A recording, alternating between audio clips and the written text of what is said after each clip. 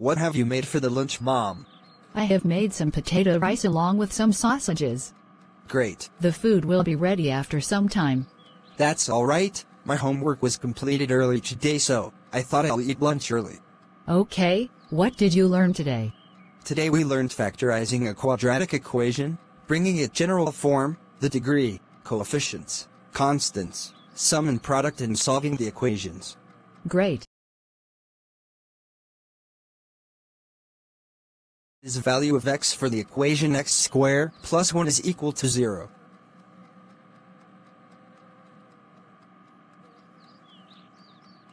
Huh. It's morning, let me go to school. I will ask George sir about it.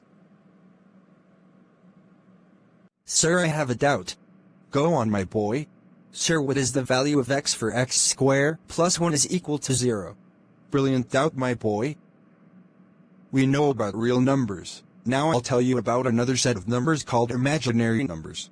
Euler introduced the concept of imaginary numbers. We know that square of negative number is always positive, but what is square root of negative number such as 1? We can't say the square root of negative 1, so Euler introduced this system of imaginary numbers. According to him, square root of negative 1 is denoted by the small letter I.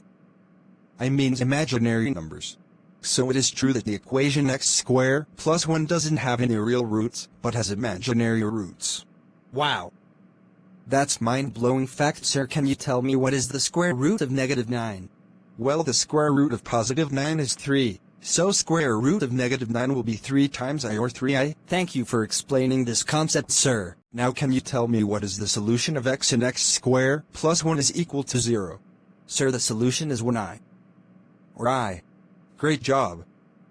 That's it for today. Please research something about complex numbers, and you all will be sharing it in the class. You too can enter it in the comments box below. It will be a platform to share interesting facts.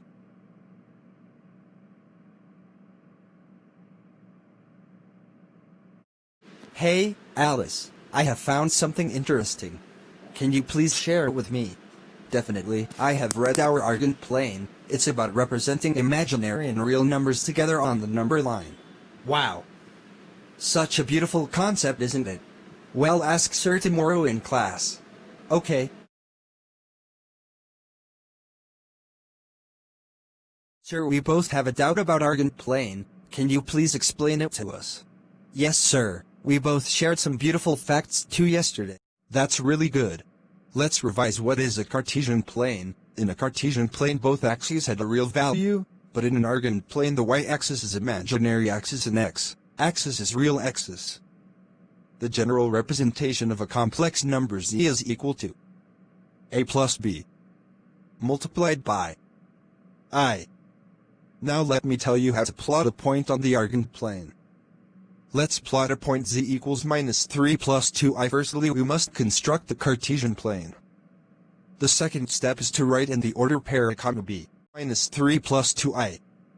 A comma b forms minus 3 and 2. We know that y-axis is imaginary axis.